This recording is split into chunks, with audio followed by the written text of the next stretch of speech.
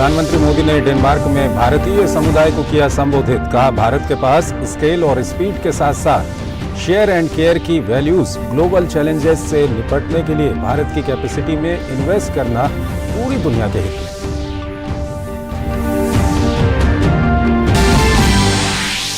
PM Modi ने की Denmark की प्रधानमंत्री मेटे फ्रेडरिक्सन के साथ द्विपक्षीय वार्ता। आपसी संबंधों के साथ ही भारत ईयू रिश्तों, हिंद प्रशांत और यूक्रेन सहित वैश्विक मुद्दों पर विस्तार से बात।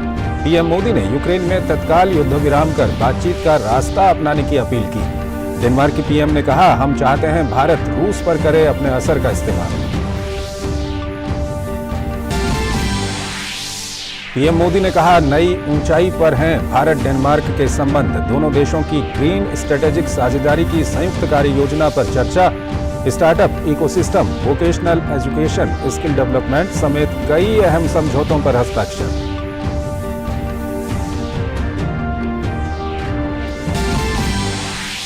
पीएम मोदी और डेनमार्क की पीएम ने बिजनेस फोरम में लिया हिस्सा। दोनों देशों के करीब 30 सीईओ रहे मौजूद। आपसी व्यापार को बढ़ाने और निवेश की नई संभावनाओं पर हुई बात।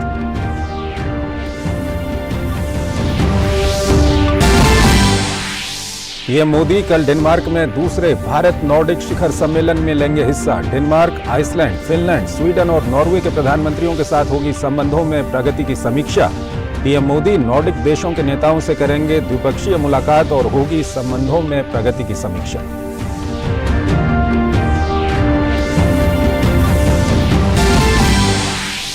राजस्थान के जोधपुर में सोमवार की रात झंडा लगाने को लेकर दो समुदायों में विवाद। मंगलवार सुबह भी ईद की नमाज के बाद दो गुटों में तनाव। कई इलाकों में लगा कर्फ्यू। बीजेपी ने गहलोत सरकार पर बोला जमकर हमला। मुख्यमंत्री ने दिए जांच के आदेश। खेलो इंडिया यूनिवर्सिटी गेम्स का दूसरा संस्करण बेंगलुरु में रंगारंग समारोह के साथ संपन्न। केंद्रीय गृह मंत्री अमित शाह और खेल मंत्री अनुराग सिंह ठाकुर समेत तमाम गणमान्य रहे मौजूद। अमित शाह ने कहा, 2014 के बाद बदली देश में खेलों की स्थिति। अनुराग ठाकुर ने कहा, पीएम मोदी की कल्पना से हुआ खेलो इंडिया यूनिवर्सिटी गेम्स।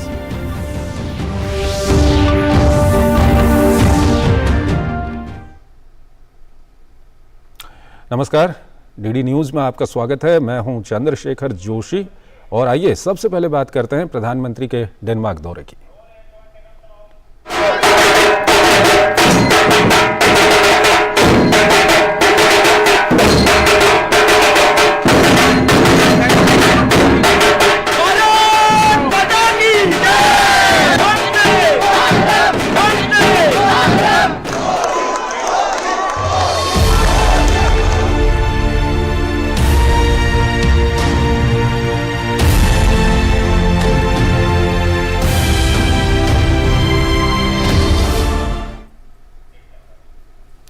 डेनमार्क के दौरे पर राजधानी कोपेनहेगन के बेला सेंटर में बड़ी संख्या में आए भारतीय समुदाय ने प्रधानमंत्री नरेंद्र मोदी का जोरदार स्वागत किया।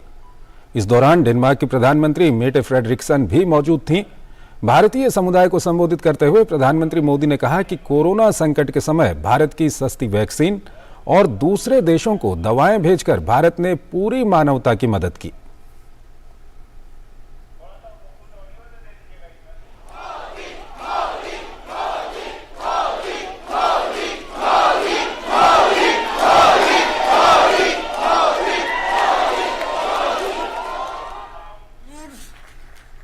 अगर भारत मेड इन इंडिया सस्ती और प्रभावी वैक्सीन पर काम न करता, बड़े स्केल पर प्रोडक्शन न करता, तो दुनिया के अनेक देशों की स्थिति क्या होती। भारत जब अपने नागरिकों को गरीबी से बाहर निकालता है तो दुनिया से गरीबी कम होती है। फार्मेसी ऑफ द वर्ल्ड, इस भूमिका में भारत ने मुश्किल समय में पूरी दुनिया का साथ दिया है। दुनिया के अनेक देशों को दवाइयां भेजी हैं ताकि हम संकट के समय मानवता के इस काम में पीछे न रह जाएं, दुनिया को संकट के समय मदद करें, ये सपना लेकर के काम करते रहे। साथ ही प्रधानमंत्री मोदी ने कहा कि भारत बहुत सस्ती सौर ऊर्जा उत्पादित कर रहा है और ये क्लाइमेट एक्शन की दिशा में महत्वपूर्ण कदम है। भारत में आज हम बहुत सस्ती सोलर एनर्जी पैदा कर रहे हैं। उसकी पर यूनिट कीमत सिर्फ 2.5 रुपये है, यानी 3 यूरो सेंट से भी कम। 1 यूनिट बिजली 3 यूरो सेंट से भी कम। और हमारी कोशिश है कि उसको हम 2.5 रुपये से और नीचे ला करके 2 रुपये तक ले जाने की कोशिश कर रहे हैं। हमें यह भी मानना होगा कि वैश्विक क्लाइमेट एक्शन अभी तो कहीं सफल होता नजर नहीं आ रहा है। दुनिया जहां थी वहीं ठहरी हुई है। इक्के दुक्के अपवाद कुछ कर पाते होंगे, लेकिन हम कर पा रहे हैं। इसका कारण क्या है? इसका कारण यह है कि हम क्लाइमेट एक्शन को सरकारों की मल्टीलेटरल संस्थाओं की जिम्मेदारी के रूप में देखते रहे हैं। जब तक सोसाइटी इससे जुड़ा महसूस नहीं करेगी, ये इसलिए हो रहा है कि हर हिंदुस्तानी वचनबद्ध होकर के, संकल्पबद्ध होकर के खुद से जो हो सकता है करता है। और जब हर व्यक्ति इसे खुद का दायित्व मानता है तो लक्ष्य से हम कभी दूर नहीं रहते दोस्तों। और आज हिंदुस्तान इसलिए कर पा रहा है। इस मौके पर डेनमार्क के प्रधानमंत्री मेटे फ्रेडरिक्सन ने कहा कि भारत और डेनमार्क ऊर्जा क्षेत्र में स्वतंत्रता, हरित क्षेत्र से संबंधित नौकरियों पर मिलकर काम कर रहे हैं। Together we pave the way, India and Denmark, for green transition and for energy independence. Green growth, green jobs, new opportunities for all of us, a just future for all. We have already taken the first important steps, but the potential for India and Denmark is huge. I truly hope and I truly believe that this partnership will bring us even closer together. India and Denmark. प्रधानमंत्री नरेंद्र मोदी ने अपनी Danish समकक्ष मेटे Frederiksen के साथ संयुक्त वक्तव्य में कहा कि भारत यूक्रेन में तत्काल युद्ध विराम और सभी समस्याओं के समाधान के लिए बातचीत का रास्ता अपनाने की अपील करता है। डेनमार्क यात्रा पर गए प्रधानमंत्री नरेंद्र मोदी और उनकी डेनिश समकक्ष ने आज आपसी हितों सहित क्षेत्रीय और अंतर्राष्ट्रीय महत्व के विषयों पर चर्चा की। जर्मनी की यात्रा संपन्न कर प्रधानमंत्री नरेंद्र मोदी जब डेनमार्क पहुंचे तो उनका भव्य स्वागत किया गया।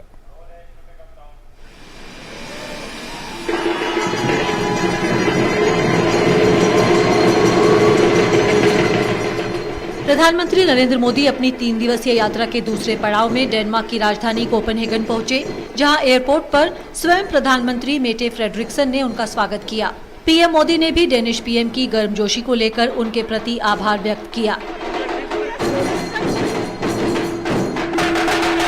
कोपेनहेगन हवाई अड्डे पर भारतीय समुदाय ने प्रधानमंत्री का जोरदार स्वागत किया।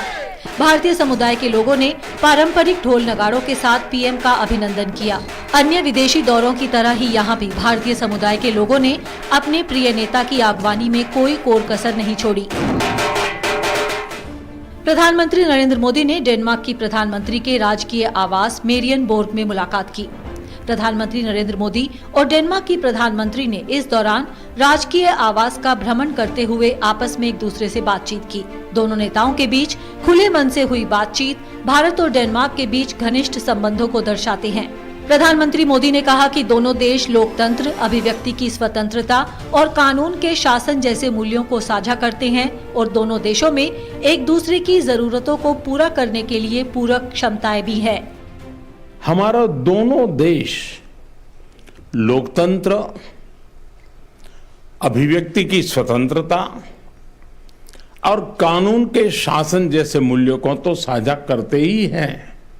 साथ में हम दोनों की कई कॉम्प्लीमेंट्री स्ट्रेंथ भी हैं। We share many values. We are two democratic nations. We both believe in a rule-based international system. And in times as these, we need to build an even stronger bridge between us.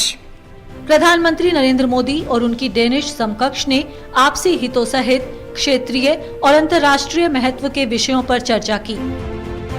दोनों देशों ने लोकतंत्र, कानून आधारित अंतर्राष्ट्रीय व्यवस्था में विश्वास रखने पर सहमति व्यक्त की। भारत और यूरोपीय संघ के रिश्तों, हिंद प्रशांत और यूक्रेन सहित क्षेत्रीय तथा वैश्विक विषयों पर दोनों नेताओं ने बातचीत की। दोनों देशों ने मुक्त, खुले, समावेशी एवं नियम आधारित हिंद प्रशांत क्षेत्र सुनिश्चित करने पर जोर दिया है। प्रधानमंत्री नरेंद्र मोदी ने कहा कि भारत यूक्रेन में तत्काल युद्ध विराम और सभी समस्याओं के समाधान के लिए बातचीत का रास्ता अपनाने की अपील करता है। हम आशा करते हैं कि India EU free trade agreement, उस पर नेगोशिएशंस यथाशीघ्र संपन्न होंगे। हमने एक फ्री, ओपन, इंक्लूसिव और रूल बेस्ड इंडो पैसिफिक क्षेत्रों को सुनिश्चित करने पर जोर दिया। हमने यूक्रेन में तत्काल युद्ध विराम और समस्या के समाधान के लिए बातचीत और कूटनीति का रास्ता अपनाने की अपील की। As close partners, we of course also discussed the war in Ukraine. My message is very clear. Putin has got to stop this war and to end the killings. I of course hope that India will influence Russia also in this discussion. प्रधानमंत्री नरेंद्र मोदी की Denmark यात्रा के पहले दिन दोनों देशों के बीच संबंधों को लेकर व्यापक विचार विमर्श किया गया। ब्यूरो इनपुट्स के साथ सुधाकर दास और अरुण कुमार की रिपोर्ट, डीडी न्यूज। प्रधानमंत्री नरेंद्र मोदी की डेनमार्क यात्रा के दौरान दोनों देशों के बीच आपसी समझौतों के साथ व्यापार और निवेश को बल मिला है। दोनों देशों के बीच स्वच्छ जल, शिपिंग, पशुपालन व डेयरी, संस्कृति, कौशल विकास, तकनीकी निवेश और वाणिज्य से जुड़े क्षेत्रों में करार हुए। साथ ही प्रधानमंत्री ने भारत डेनमार्क व्यापार मंच को भी संबोधित किया, जहां उन्होंने भारत में निवेश करने के लिए डेनमार्क के उद्योगपतियों का आह्वान किया। प्रधानमंत्री नरेंद्र मोदी और उनकी डेनिश समकक्ष मेटे फ्रेडरिक्सन की मौजूदगी में हुए दोनों देशों के बीच समझौतों और दस्तावेजों का आदान प्रदान किया गया। इसमें प्रमुख रूप से प्रवासन और गतिशीलता पर आशय की घोषणा के साथ ही हरित नौवहन के क्षेत्र में उत्कृष्टता केंद्र के लिए भारत के बंदरगाह, नौवहन और जलमार्ग मंत्रालय और डेनमार्क के व्यापार, उद्योग और वित्तीय मामलों के मंत्रालय के बीच आशय पत्र का आदान प्रदान किया गया। वर्ष 2022 से 2026 के लिए संस्कृति मंत्रालय और डेनमार्क के संस्कृति मंत्रालय के बीच सांस्कृतिक आदान प्रदान कार्यक्रम, जल शक्ति मंत्रालय और डेनमार्क के पर्यावरण मंत्रालय के बीच आशय पत्र, कौशल विकास, व्यावसायिक शिक्षा और उद्यमिता के क्षेत्र में सहयोग पर समझौता ज्ञापन, पशुपालन और डेयरी के क्षेत्र में सहयोग पर आशय की संयुक्त घोषणा, स्टार्टअप सहयोग की सुविधा के लिए इन्वेस्ट इंडिया और डेनमार्क के तकनीकी विश्वविद्यालयों के बीच आशय पत्र शामिल है। The memorandum of understanding between Dalmia and FLSmidth focuses on the next generation of cement technology towards building a sustainable future. This memorandum of understanding is the first step towards a long-term partnership within the water sector in India. Projects and opportunities specifically within the water and wastewater segments in India. दोनों देशों के बीच स्वच्छ जल, shipping, पशुपालन व dairy, संस्कृति, कौशल विकास, तकनीकी निवेश और वाणिज्य से जुड़े क्षेत्रों में करार हुए हैं। अक्टूबर 2020 में इंडिया डेनमार्क वर्चुअल समिट के दौरान हमने अपने संबंधों को ग्रीन स्ट्रेटेजिक पार्टनरशिप का दर्जा दिया था। हमारी आज की चर्चा के दौरान हमने अपनी ग्रीन स्ट्रेटेजिक पार्टनरशिप के जॉइंट वर्क प्लान की समीक्षा की। We are moving fast in transforming our green strategic partnership into some concrete results. The Indian government has high ambitions for green transition and for making India more independent on fossil fuels. I am very proud that Danish solutions play a key role in realizing these important ambitions. प्रधानमंत्री नरेंद्र मोदी ने Copenhagen में भारत और Denmark के प्रमुख उद्योगपतियों के साथ मुलाकात की। इसके बाद प्रधानमंत्री मोदी ने भारत डेनमार्क व्यापार मंच को संबोधित किया। इस कार्यक्रम में 30 शीर्ष कंपनियों के मुख्य कार्यकारी अधिकारी शामिल हुए। प्रधानमंत्री ने कहा कि भारत और डेनमार्क के उद्योग जगत पहले से ही साथ में काम करते आए हैं और दोनों देश एक दूसरे के पूरक हैं। साथ ही प्रधानमंत्री ने जोर देते हुए कहा कि ग्रीन टेक्नोलॉजी के क्षेत्र में निवेश की असीम संभावनाएं हैं और कोल्ड चेन, शिपिंग और पोर्ट सहित अन्य क्षेत्रों में भी अपार संभावनाएं हैं। बैठक के दौरान डेनमार्क की प्रधानमंत्री और डेनमार्क के क्राउन प्रिंस फ्रेडरिक भी मौजूद थे।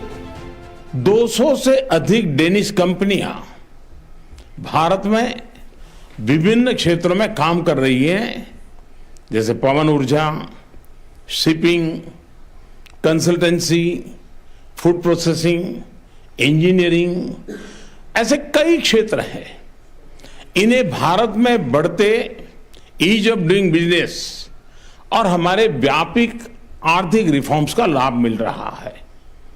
भारत के इंफ्रास्ट्रक्चर सेक्टर और ग्रीन इंडस्ट्रीज में डेनिश कंपनीज और डेनिश पेंशन फंड्स के लिए निवेश के लिए बहुत अवसर है।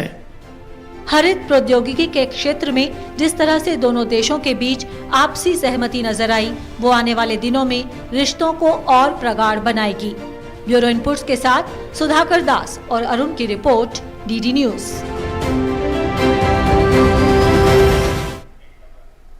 प्रधानमंत्री नरेंद्र मोदी ने कोपेनहेगन में भारत डेनमार्क व्यापार मंच को संबोधित किया। इस कार्यक्रम में 30 शीर्ष कंपनियों के मुख्य कार्यकारी अधिकारी शामिल हुए। बैठक के बाद डेनमार्क के कंपनियों के मुख्य कार्यकारी अधिकारियों ने क्या कहा, आइए आपको दिखाते हैं। First of all, I think what Prime Minister Modi is doing is absolutely amazing. The ambition when it comes to climate is higher than anything I've seen. Just to put this bold target of 1 billion tons of reduction of CO2 by 2030 is bigger than anyone else. So the country under the leadership of Prime Minister Modi is really putting their money where their mouth is. India itself is developing tremendous capabilities as well, has done over decades now. So that cooperation is just going to be very, very powerful in my opinion. Our table with Indian CEOs, we had a very good talk across the table, and there were many ideas that came up. There's a lot of opportunities when you speak to each other.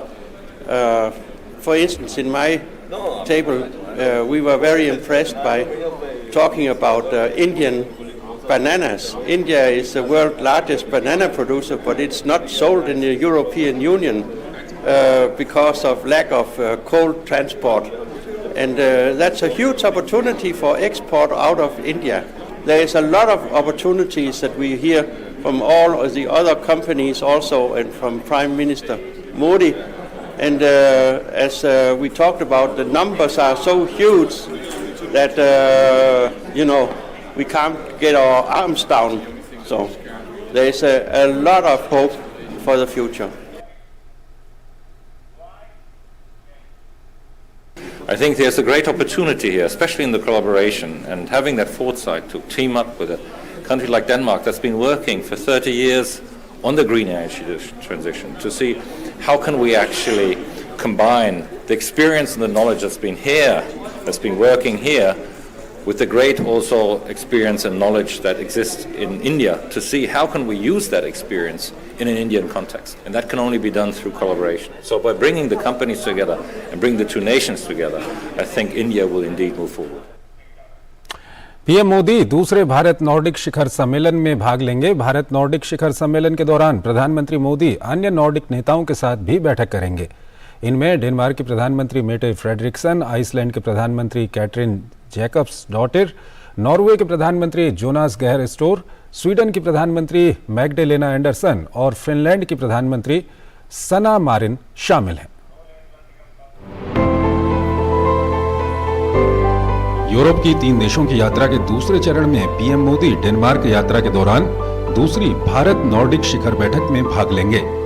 बैठक में Denmark, Iceland, Finland, Sweden और Norway के प्रधानमंत्री भी शामिल होंगे, जहां 2018 में आयोजित पहले भारत नॉर्डिक शिखर सम्मेलन के बाद से आपसी सहयोग में हुई प्रगति का जायजा लिया जाएगा। Focuses more and principally on the elements of bilateral cooperation, which essentially fall in 3 to 4 major clusters.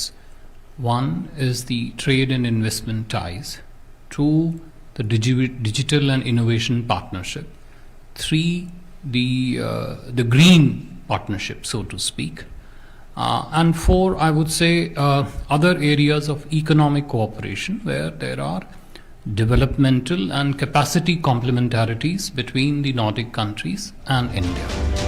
बैठक में आर्कटिक क्षेत्र में भारत नॉर्डिक सहयोग के अलावा महामारी के बाद की दुनिया में आर्थिक बहाली, जलवायु परिवर्तन, नवाचार और प्रौद्योगिकी, अक्षय ऊर्जा और उभरते वैश्विक सुरक्षा परिदृश्य पर भी चर्चा की जाएगी। नॉर्डिक देश भारत के लिए सतत विकास, नवीकरणीय ऊर्जा, डिजिटलीकरण और नवाचार के क्षेत्र में महत्वपूर्ण भागीदार रहे हैं। पीएम मोदी की यात्रा नॉर्डिक क्षेत्र के साथ भारत के बहुआयामी सहयोग को आगे बढ़ाने में मदद करेगी। शिखर सम्मेलन के दौरान पीएम मोदी अन्य 4 नॉर्डिक देशों के राजनेताओं से भी मुलाकात करेंगे और उनके साथ भारत के द्विपक्षीय संबंधों में प्रगति की समीक्षा करेंगे। भारत की प्रतिबद्धता है कि 2070 तक वो कार्बन न्यूट्रल हो सके। ऐसे में जब प्रधानमंत्री नरेंद्र मोदी डेनमार्क के दौरे पर होंगे तो नॉर्डिक देशों के लीडर्स के साथ बातचीत करेंगे और मकसद साफ होगा कि कैसे इन नॉर्डिक देशों के पास जो ग्रीन इंफ्रास्ट्रक्चर को लेकर के तकनीक है, एक्सपर्टीज है और भारत के पास जो बड़े स्केल पर अमली जामा पहनाने की क्षमता है, ये मिलकर के पर्यावरण संरक्षण को आगे बढ़ा सके। कैमरा पर्सन इमरान के साथ अरुण शर्मा, दूरदर्शन न्यूज, डेनमार्क। और आइए अब कुछ दूसरी खबरों की ओर चलते हैं। राजस्थान के जोधपुर में सोमवार की रात झंडा लगाने को लेकर 2 समुदायों में विवाद हुआ तो मंगलवार सुबह भी ईद की नमाज के बाद 2 गुटों में तनाव हो गया। इसके बाद जोधपुर के कई इलाकों में कर्फ्यू लगा दिया गया है। बीजेपी ने इसको लेकर गहलोत सरकार पर जमकर हमला बोला है तो मुख्यमंत्री अशोक गहलोत ने जांच के आदेश दिए हैं। राजस्थान में कानून व्यवस्था का मसला लगातार सुर्खियों में है। रामनवमी के मौके पर हुई घटनाओं के बाद ईद के मौके पर भी राज्य में तनाव की स्थिति है। इस बार विवाद हुआ है जोधपुर इलाके में।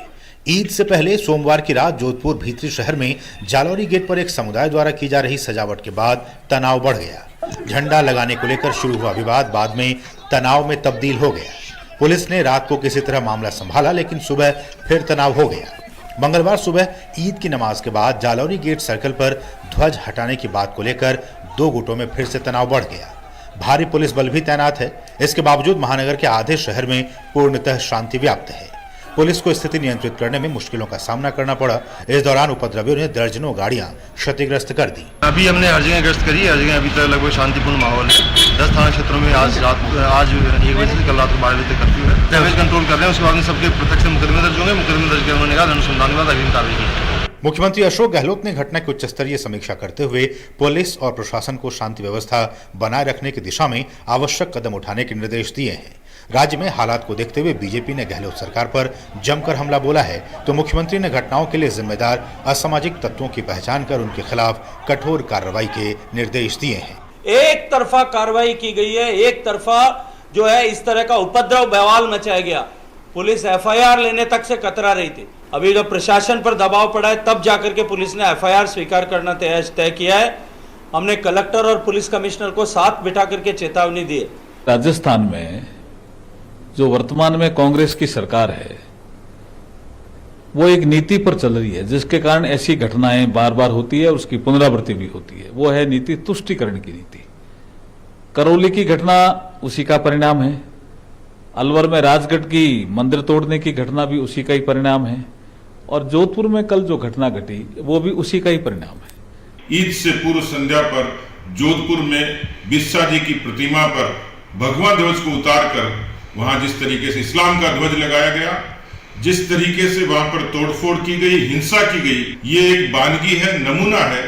करौली की घटना से ये साबित हो जाता है कि इस तरीके की घटनाओं को सरकार के संरक्षण में किया जाता है। जोधपुर में जो तनाव पैदा हुआ है कल देर रात से, वो बहुत ही दुर्भाग्यपूर्ण है। और जो लोग फिर भी ऐसे कोई तत्व एंटी सोशल एलिमेंट आते हैं तो सख्ती से निपटा जाएगा, ये मैंने पुलिस को निर्देश दे दिए हैं। प्रशासन ने जोधपुर शहर में परशुराम जयंती, रमजान, ईद एवं अक्षय तृतीया त्योहारों के आयोजनों के दौरान बनी संवेदनशील परिस्थितियों को देखते हुए धारा 144 के तहत निषेधाज्ञा लागू की है। इस दौरान कोई भी व्यक्ति बिना अनुमति पत्र के अपनी गृह सीमा के बाहर नहीं निकलेगा। आदेश का उल्लंघन करने पर कड़ी कार्रवाई की जाएगी। जयपुर से धर्मेश भारती के साथ ब्यूरो रिपोर्ट, डीडी न्यूज। खेलो इंडिया यूनिवर्सिटी गेम्स के सफल आयोजन के बाद खेल मंत्री अनुराग सिंह ठाकुर ने कहा कि खिलाड़ियों ने इन खेलों में पूरा जोर लगाया। उन्होंने न केवल पदक जीते बल्कि एक विश्वास जगाया कि ये खिलाड़ी अंतर्राष्ट्रीय स्तर पर भी इसी तरह कामयाब होंगे। खेल मंत्री ने हमारे संवाददाता मुकेश शुक्ला से खास बातचीत की। खेलो इंडिया का समापन हो गया और हमारे साथ खेल मंत्री अनुराग सिंह ठाकुर जी मौजूद हैं। सर, इतना शानदार आगाज था और उतना ही शानदार अंत हुआ, और जिस तरह से आज आपने यहाँ पर अनाउंस किया था कि कबड्डी के प्लेयर्स को ऑक्शन में आना चाहिए और उसकी स्वीकृति भी मिल गई, कितना बड़ा मंच है और कैसे देखते हैं इन सब चीजों को? पहले तो मैं कहूं, खेलो इंडिया का अंत नहीं, खेलो इंडिया यूनिवर्सिटी गेम्स के 2nd एडिशन का समापन हुआ है। शानदार आयोजन हुआ है और ये जरूर कहूंगा 208 यूनिवर्सिटीज के 3,900 खिलाड़ी, 6,500 से ज्यादा सपोर्ट स्टाफ, एथलीट्स और बाकी सब इकट्ठे हुए। शानदार आयोजन कर्नाटक की सरकार ने, जान यूनिवर्सिटी ने किया। सभी खिलाड़ी कहते थे खाने की बात हो, रहने की बात हो या खेल की सुविधाओं की बात हो, ये वर्ल्ड क्लास थी।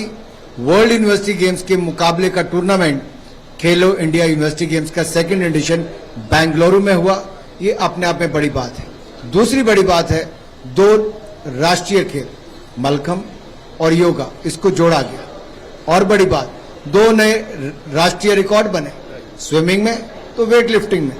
76 रिकॉर्ड पिछली बार के खेलो इंडिया यूनिवर्सिटी गेम्स के तोड़े गए, 76 रिकॉर्ड, 76, बहुत बड़ी बात है। बहुत सारे खिलाड़ी जिन्होंने पिछली बार भी गोल्ड जीता, इस बार गोल्ड जीता।